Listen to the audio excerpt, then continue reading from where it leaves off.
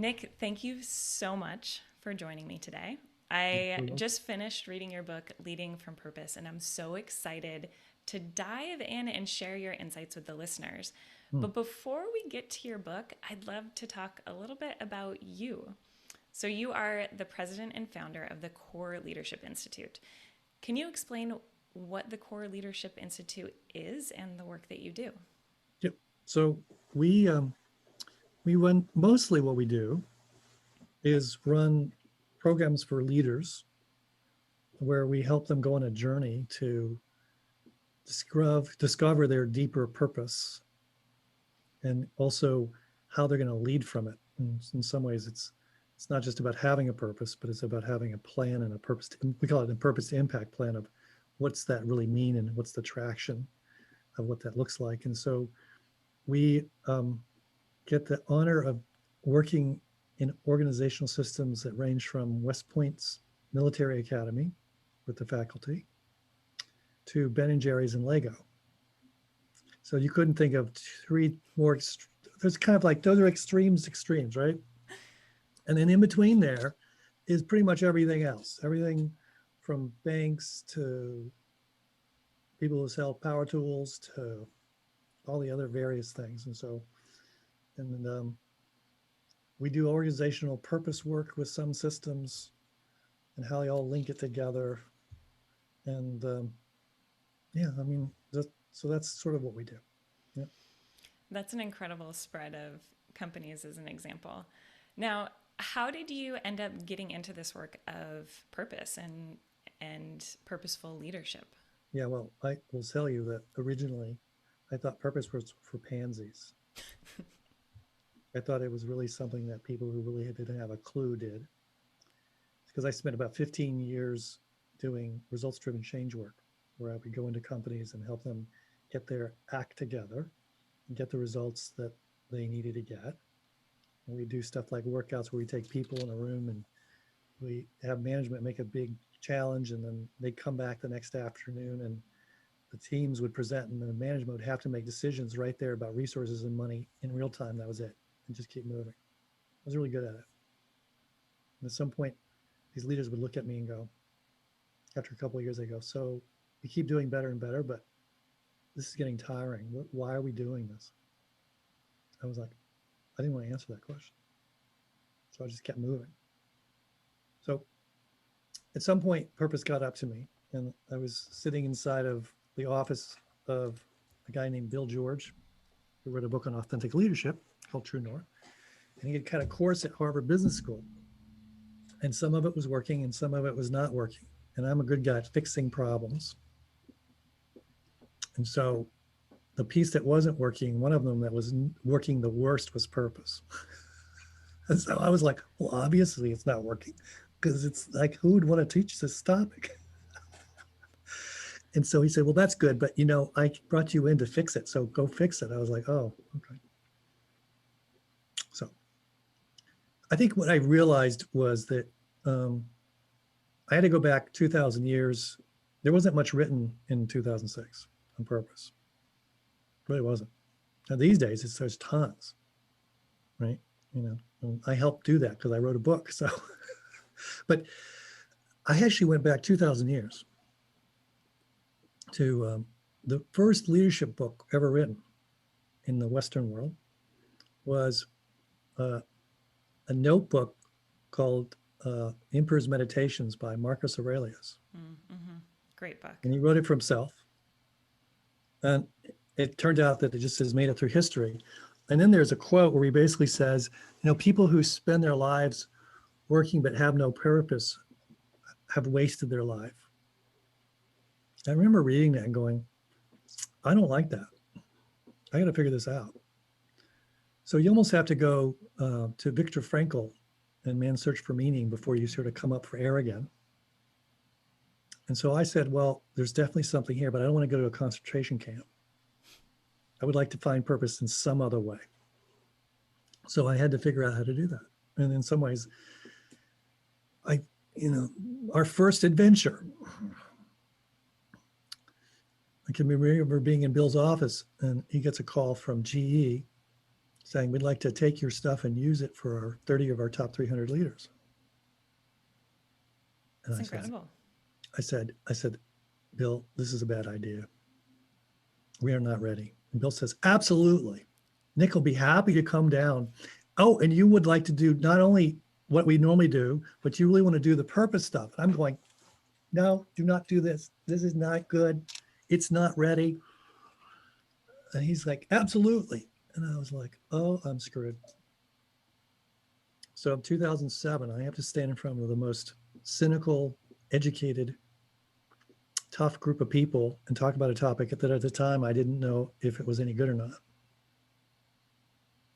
I survived. I did not thrive. I survived. So what happens, Kathy, is that the recession happens. And the Great Recession comes in and takes the bottom out of everybody, including GE. And about 2010, when things start to get better, I'm sitting in the back of the room and I've survived. I've figured out enough stuff that they haven't thrown me out yet. And this guy, Jim, walks in the front of the room, and he's one of the guys that I remember having worked with early on. And this woman asks the first question, because he's here to answer questions. She says, so Jim, we've all been through all this craziness, and we're all going to be in craziness for a while. So what are we going to learn here that's going to actually help us? He looks at her and he says, most of what you're going to learn here isn't going to help you. I sink in my chair going, oh no. He says, look, I used to motivate people by giving them promotions or promises of raises, giving them bonuses, stock options, and that's how I did it all. He says, all of it was gone. And I realized the only thing I had to stand on was my purpose. And I sort of sit up and go, that's interesting. He says, my purpose is to be the whitewater raft guide that safely gets you to the other side. And at the age of 22, I saved 4 people's lives 1 year. They would not be here today if I had not pulled them out. And I promise you that that's the person standing in front of you and that we're going to make this thing work. And his team went, let's do it. And everybody in the room, when I was there, they all wanted to go work for this guy. They were like, I want to work for him.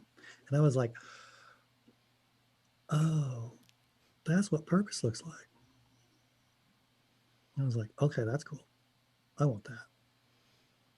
So that was it. Once I did that, I was like, I had to make this happen.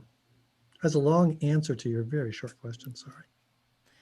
What an incredible journey, though. And there's a couple of things I think are really important you touched on that I want to pull out. One is intrinsic versus extrinsic motivators. So extrinsic being the promotion, the bonus, the raise. And those are great and they feel good, but research shows that the impact is fleeting, right? You feel great, you got the promotion, but then you set to normal pretty soon. Whereas intrinsic motivation, which really is where purpose lies, comes from a whole different bottomless well. And when you're resting in that place, it provides lasting energy and lasting meaning. So I think that that's really important. And then also, as you talked about the reaction of the audience towards the leader that was talking, I think when people are aligned with their purpose and they're honest, it's really magnetic too. Well, I think here's the thing. Look, I think we live in a world that's fairly intellectual, mental, and everybody connects at a, there's data, there's information. But the reality is that we are the least intellectually aligned and straight arrow things on the planet or on the universe you could actually hope for. I think those feelings and emotions are the place that really there's enormous power. And I think purpose connects head to heart. And I think that's the power of purpose, is it takes the intellectual capacity that we've had and takes it to a very different level of energy. So yeah, so I mean, it's interesting because I used to think intrinsic, extrinsic, but when you got kids going to college, is money an extrinsic or an intrinsic? Because you don't want to be in debt. Well, okay, that gets a little more interesting sometimes. I think there's a blending of both. The beautiful thing about purpose is it gives you an identity that is not dependent upon a role, title, or status. And that becomes important. In the world that we live in today, where, what's your title? Well, it depends upon what time of day it is, what activity I'm in the middle of, right? Am I a mom? Am I a daughter? Am I a coworker? Am I a VP? I'm all of these things. And then when everybody's working from home and everything else is showing up in the background anyway, oh boy, it looks a lot different, doesn't it? Right? And then nobody's wearing any shoes. And I'm like, okay, what's the deal there? Right? These days. We had a whole conference call recently where everybody was checking to see if everybody was wearing shoes or not. I was like, that's a role. Well, there you go. I do have shoes on today, just so you know. One of how you describe purpose, which I think is interesting, is that it is a consistent thing. And the way you described it makes me think about just the way people talk when they talk about living an aligned life. So true to their values, true to their drivers, and living that aligned life consistently, regardless of whether it's in your personal sphere or in your professional sphere. So humans, I feel like, have a tendency of trying to compartmentalize themselves, right? There's like this work presence that you have, and then there's this play presence, there's this parent presence. And regardless of how much we might try to do this, the simple act of compartmentalizing actually robs us of our gifts in certain areas of our life where we don't allow them to come out.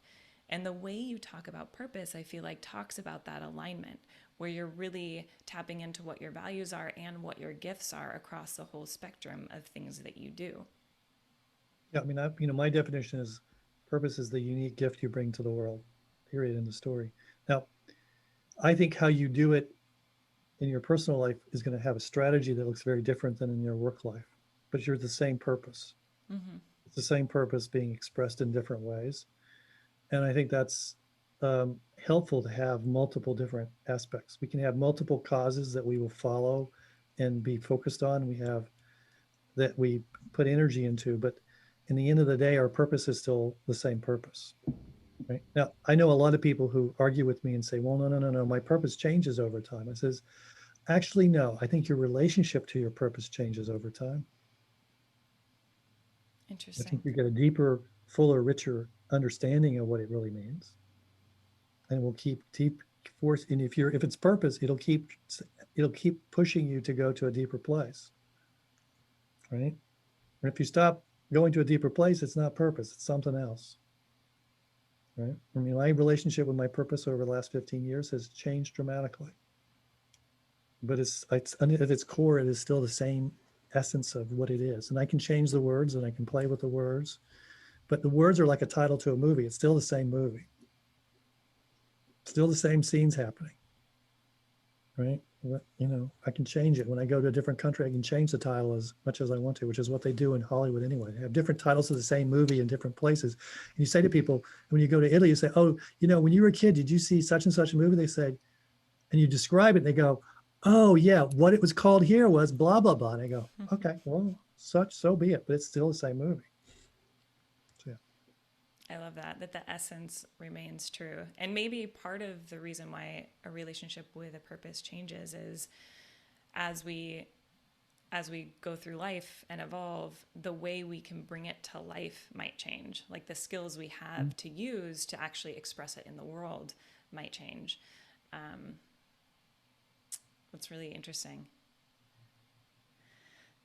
Now, I want to share an excerpt from your Harvard Business Review article titled From Purpose to Impact, and then follow that with a question, if that's okay. Sure. So in the article, you say, over the past 5 years, there's been an explosion of interest in purpose-driven leadership. Academics argue persuasively that an executive's most important role is to be the steward of the organization's purpose. Business experts make the case that purpose is a key to exceptional performance, while psychologists describe it as a pathway to greater well-being. Purpose is increasingly being touted as the key to navigating the complex, volatile, ambiguous world we face today, where strategy is ever-changing and few decisions are obviously right or wrong. Despite this growing understanding, however, a big challenge remains.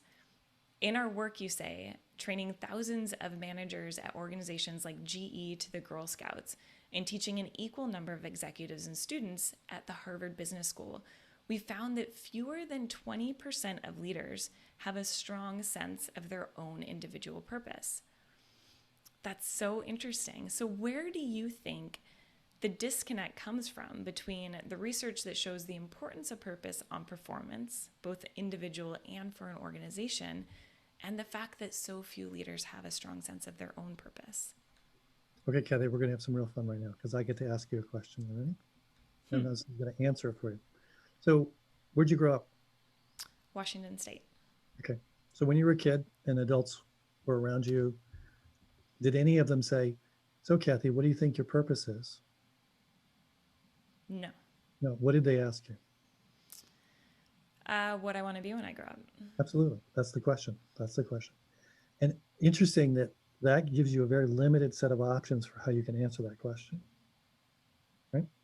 So the reality is the questions that we ask are the key to how we access purpose. And if the question that we ask people is, what do you do? And that's the question people still ask me. You know, when I go to events and things, all the purposes become extremely popular. Nobody comes up to me and says, so what do you think your unique gift is that you bring to the world? Nobody ever asks me that question. They all say, so what do you do, right? And the challenge with that is if I answer it with, well, let me tell you what my purpose is, they all look like I got three heads, right? So what's interesting is our patterns are still the same old patterns we've always had. Now, when I was a kid, I used to have fun with people, and I used to like to watch Star Trek. Right? So what I would tell them is that when I grow up, I want to be a starship captain. Boy, did that get a great response. People just thought it was the funniest thing, right? And I was like, okay. So, but when, I don't know, 5 years ago, I ended up for Halloween putting on the Star Trek uniform. I looked like Jean-Luc Picard when I put the uniform on.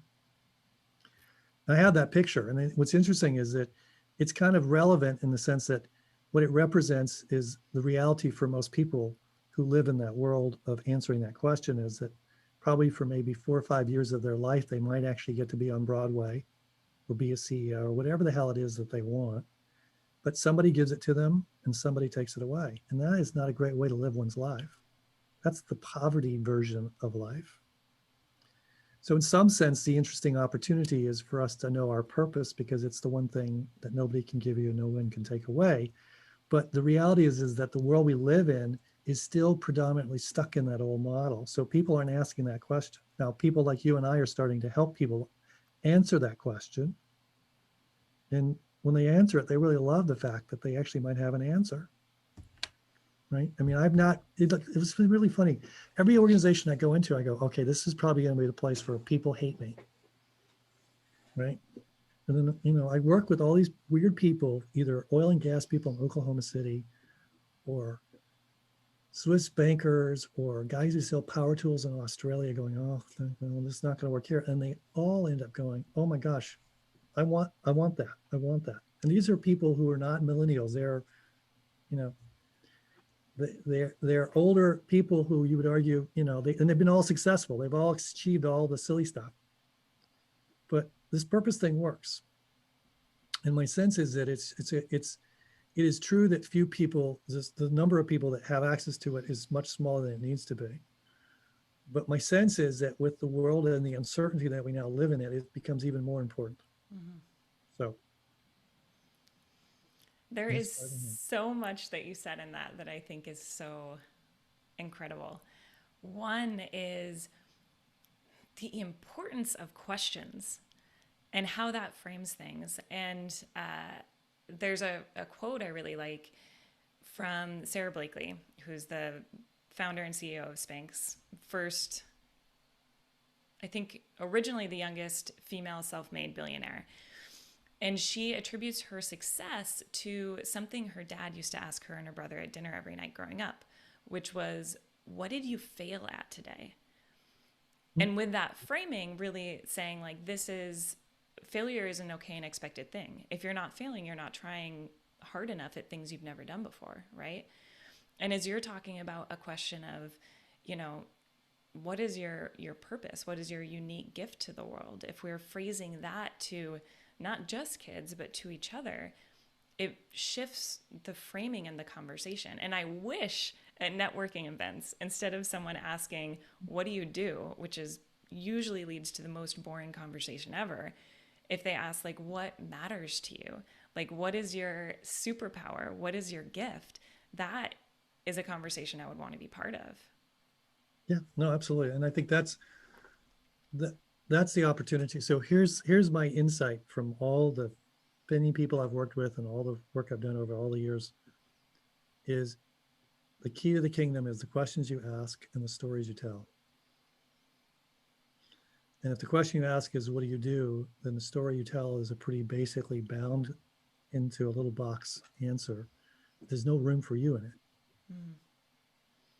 If you ask somebody, okay, so Kathy, what's the one or two things that only you can do on this planet? Because only you see it. And if you don't do it, no one else will. That's a very different question. Absolutely. Now, you may not have an answer to it in the moment, but you're going to work on it until you do.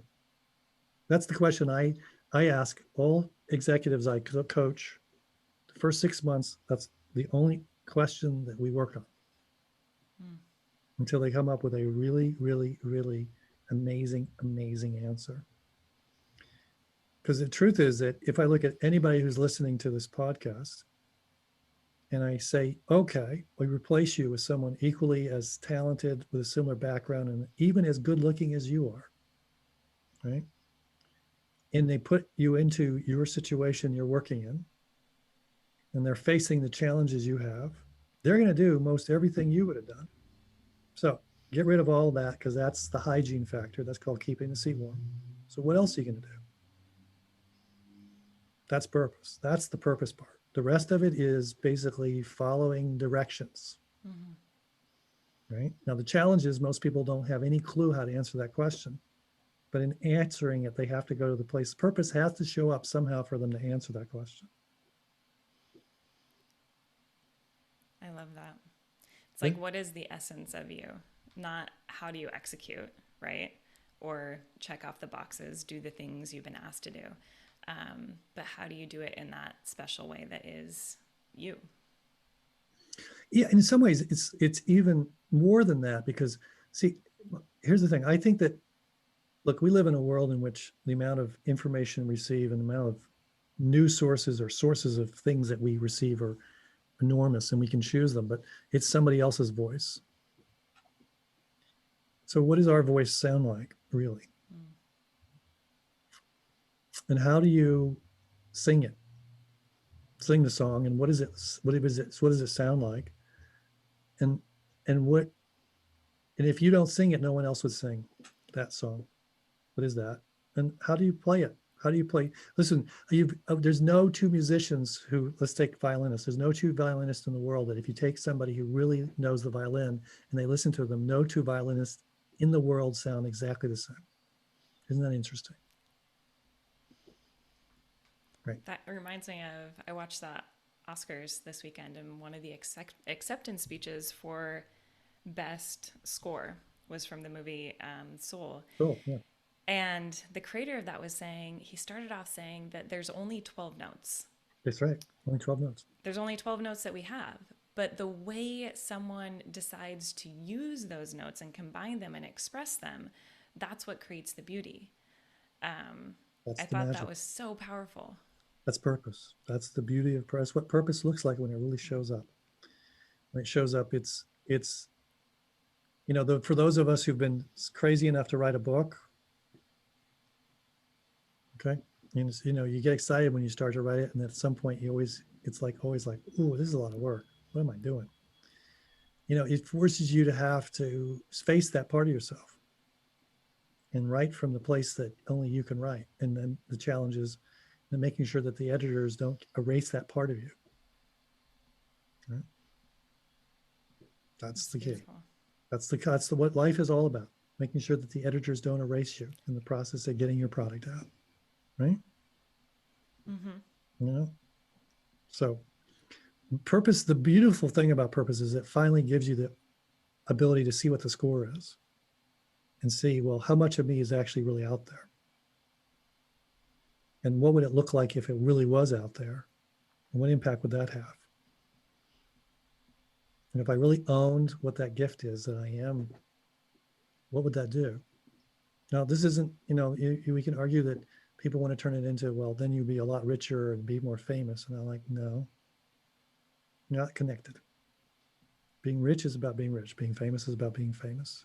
Being clear about your purpose is about purpose. So I Mm-hmm. would be much more well off if I had done other things than what I have. 15 years ago, I decided to do this and nobody was doing it and nobody was asking for it. So it was like, oh, this is a really good idea, not right. But anyway, here we are.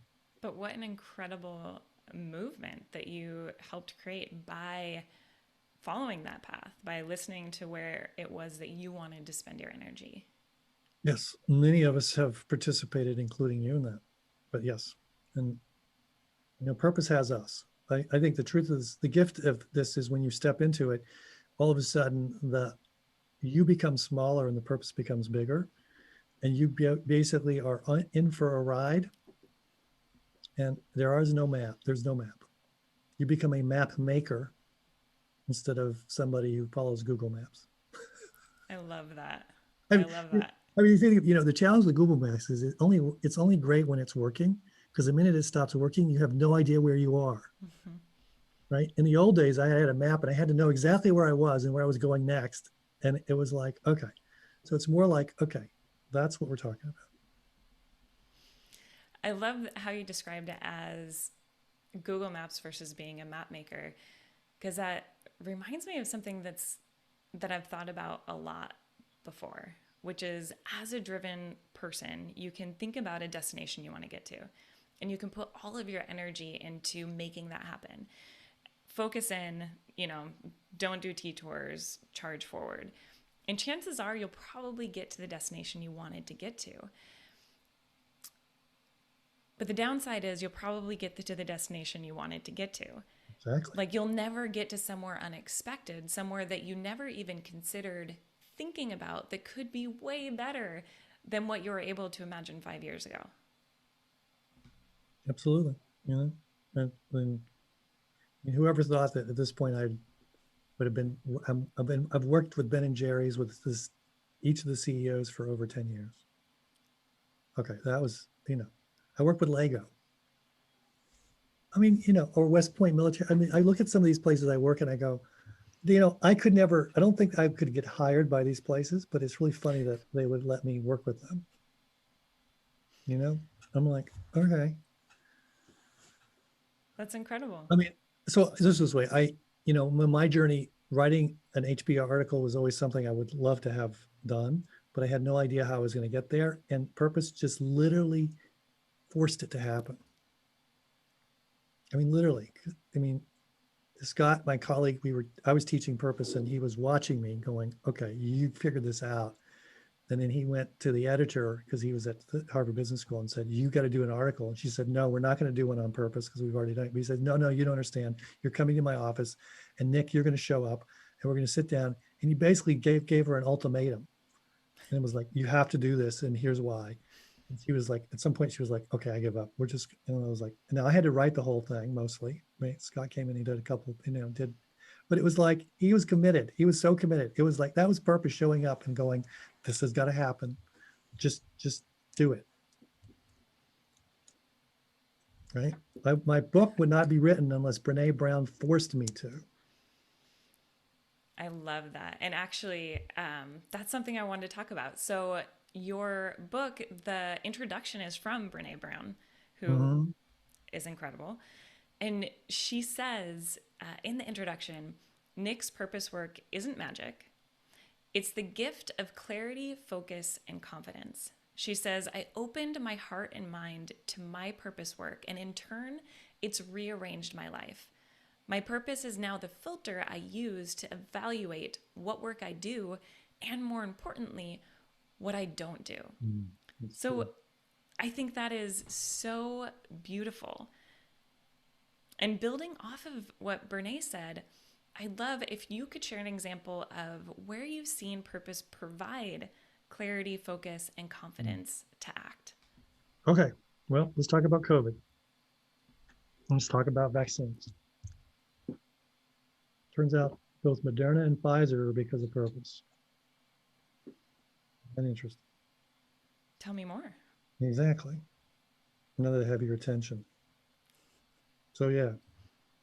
So about 10 years ago, I'm doing this stuff, and one of the guys who does the program, he's a physician guy, and he comes up with a purpose statement.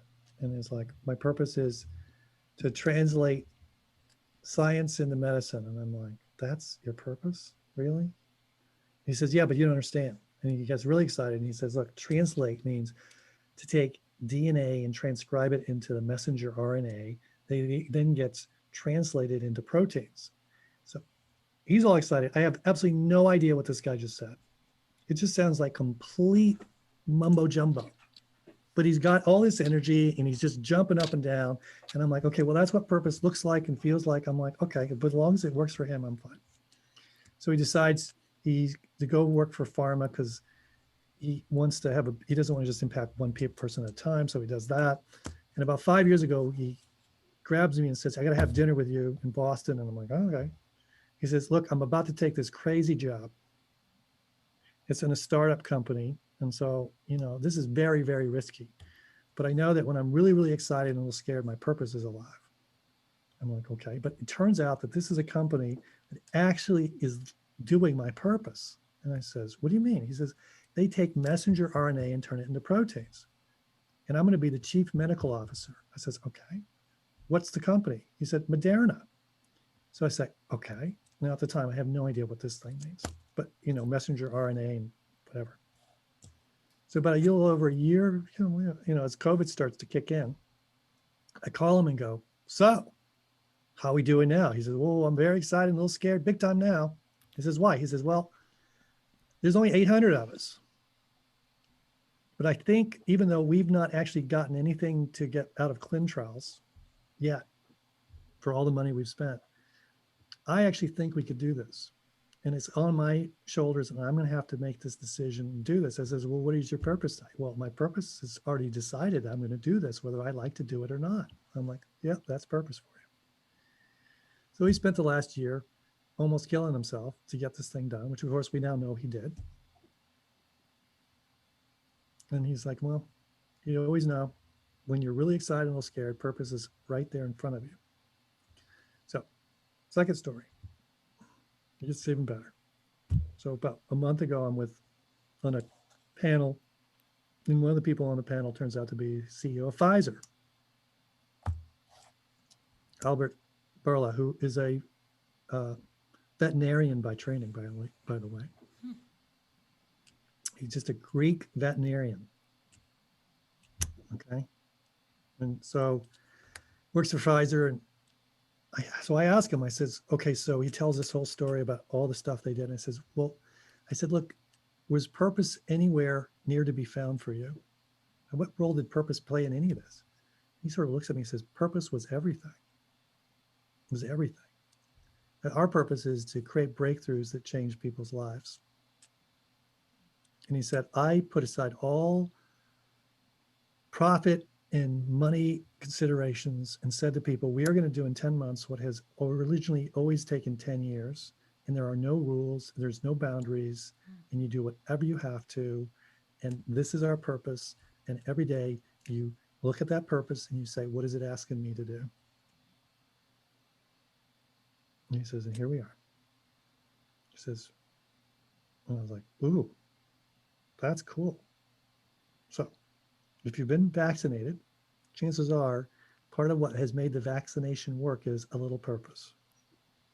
That's incredible. Isn't that amazing? And to just think about the people working in those organizations,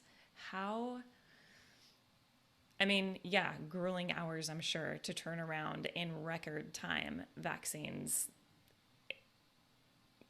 a way that the world has never seen before. But in spite of the grueling hours, I bet showing up every day, realizing that you're making history and the amount of lives you're going to impact, I can only imagine how fulfilling that would feel.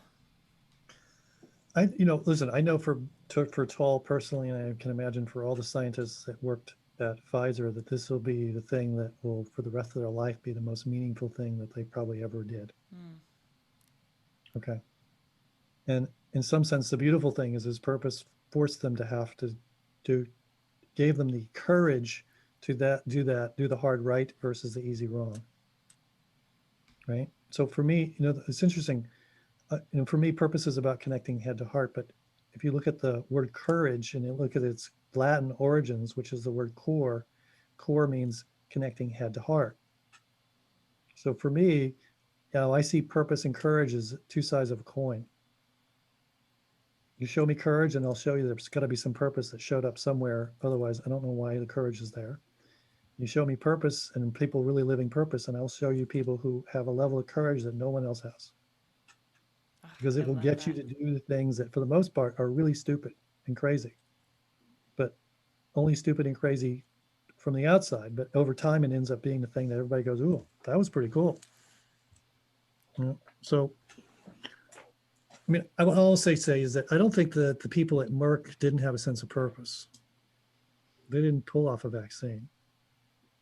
But my sense is that they probably still feel like they really gave themselves to something that was worthy of being done, even if it didn't produce the outcome that they had hoped for. Mm. So anyway, but so I haven't talked to the AstraZeneca guys yet or the Johnson & Johnson guys, but if I were to dig into it, I bet you I'm going to find some purpose. Absolutely. Now, so your book, Leading from Purpose, Clarity and the Confidence to Act When It Matters Most, focuses on individual purpose as opposed to organizational purpose. But you make the point that when the two are aligned, it's incredibly powerful. And I think the example you just gave about, and I forgot his name, the guy who went to work at Moderna, that was Oh, such a beautiful yeah, it's a example beautiful of a example of that completely connection. aligned individual and organizational purpose. Yeah. Yeah. I mean, look, there's a McKinsey article. McKinsey's decided all of a sudden that purpose is the rage, which I always find fascinating because when McKinsey decides that something is a rage, then it probably is past its peak, but that's okay. Um, but they really talked about, and I think it's true, is that when you have individuals who have a clear sense of purpose working in an organization that has a purpose and they see the alignment, that's the sweet spot and you get an added level of productivity and performance. Now, in the normal sense of things, that's just like looking at numbers and who cares. But what you have is people who are never not thinking and living in the context of the direction of where they and the organization are going. I mean, those people aren't going to be hanging out and hoping somebody else does the work. It's a very different level of engagement, right? Mm-hmm. All the people I work with at Ben and Jerry's, for example, there's a beautiful ecosystem of. They have a three-part purpose statement, mission, which includes social activism as one of the three legs to that, and every individual that works there has a particular part of their social activism initiative that they hold dearly to their soul. And they have done an enormously impactful job on the Black Lives Matter initiatives that they've taken that really have been exemplar within the corporate world as to what companies can do. And so you really start to see it and feel it, right? You walk in and you go, okay, these people are alive in a very different way. Now, they're also easily agitated in a different way when certain things happen in the world. So you have to deal with that level of amperage that comes with it. But no, everybody's 100% in. That's incredible. I'd love if you could talk a little bit more about your work with Ben and Jerry's, actually. So you have worked with, and I hope I say his name right, the former CEO, Jostein Solheim. Did I say that right? Solheim. Solheim. Um, And you mention in the book that his purpose statement is helping people thrive in paradox and ambiguity for things that really matter. Mm. Can you share how his purpose impacted his role at Ben and Jerry's and how your relationship with him actually helped shape your research on purpose? So, I just want to say Matthew McCarthy is the current CEO, and he is just fabulous as well. And his purpose has justice in it, in its title, and it's just so. And he also plays a guitar, and he does a great Jimmy Buffett in front of everybody, and it's just like he looks like he's supposed to be the Ben and Jerry's guy. He's got the beard and the mustache and the whole thing. And the two of these guys together have been stewards of this amazing organization. Now, obviously, Ben and Jerry were iconic in what they'd created. When Jostein showed up, he was trying to turn around what was a badly performing business that was just not working. And he'd been promised that if he turned it around in 2 years, that he would get this huge promotion that he'd spent the last 25 years preparing for, and get the golden handcuffs moved to London. Ben & Jerry's was bought by Unilever back in 1998 or 99. And he was the third or fourth CEO from Unilever, and most of the previous ones had done a pretty awful job. They'd done exactly what you would expect somebody from a big company would do. Right? So when I met him, he was about to sign the contract for his big next play because he'd pulled off turning it around.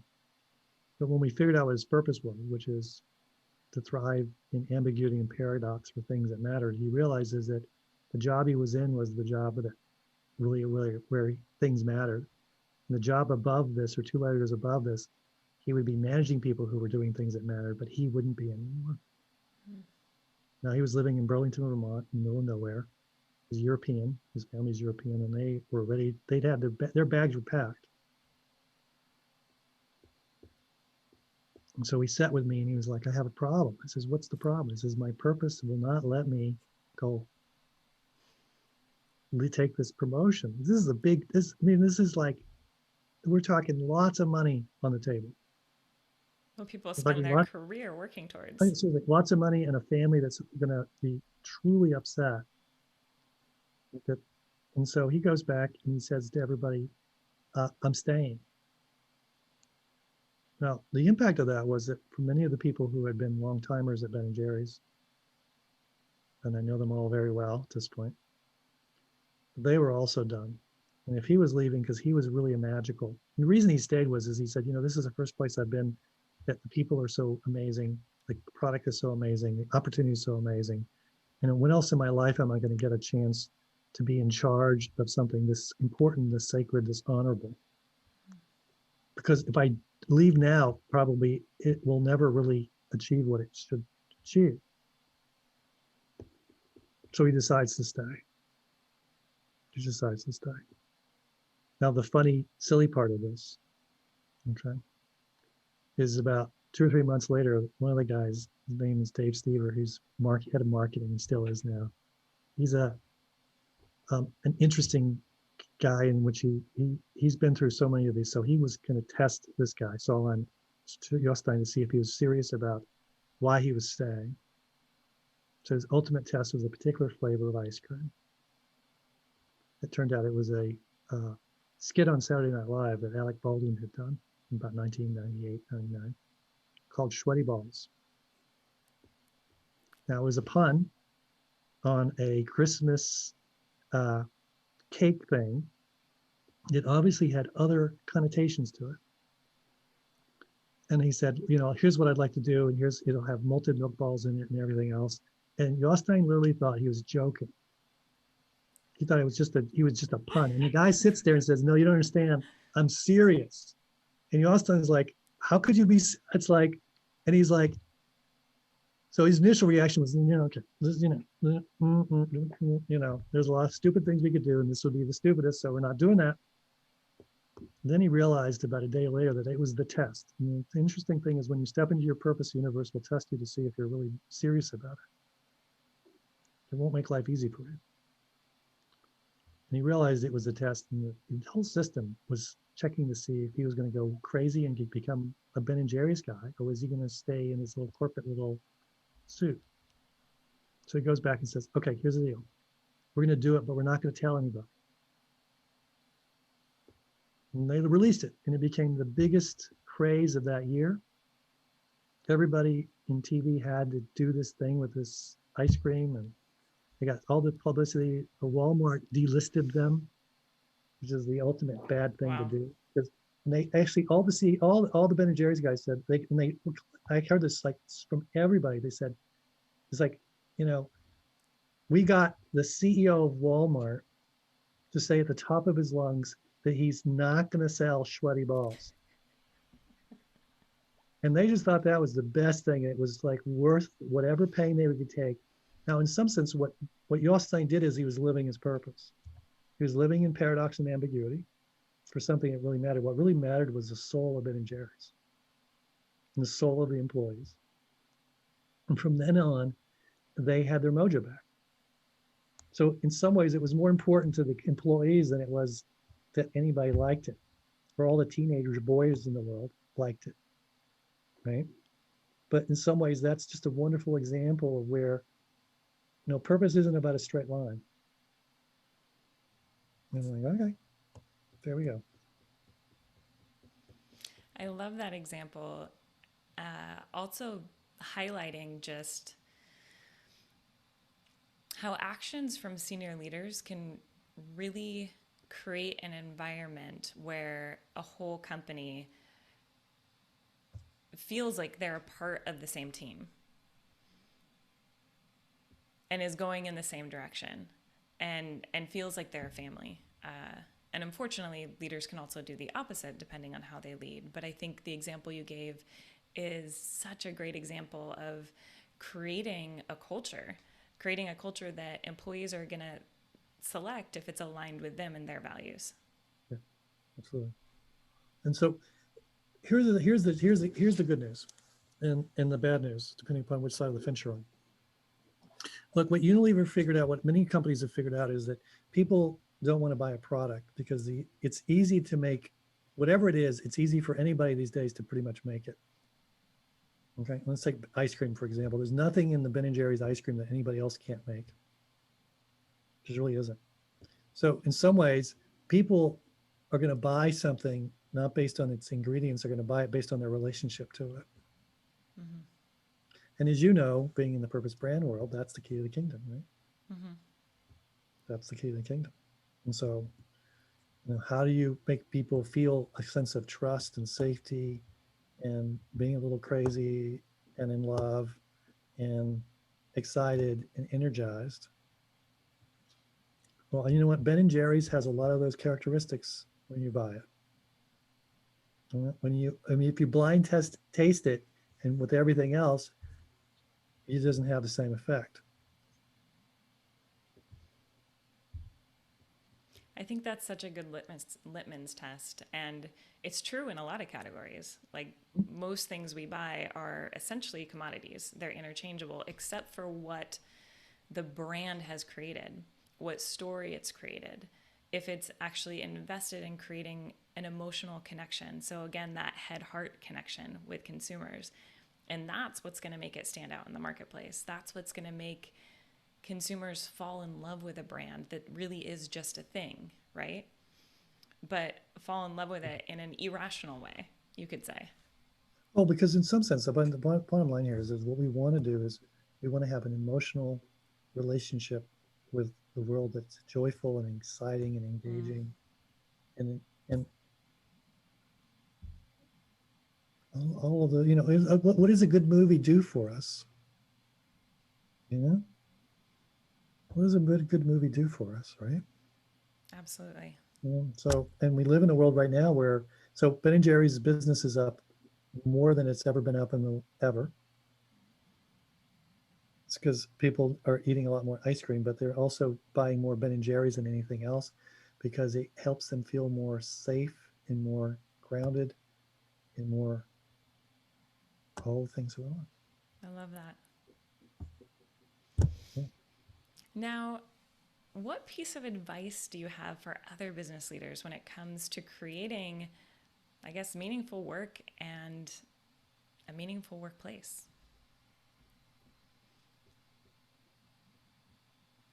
Well, listen, I think the good news is there's a lot of good stuff for them to choose from out there as far as places to go and resources to find. Right?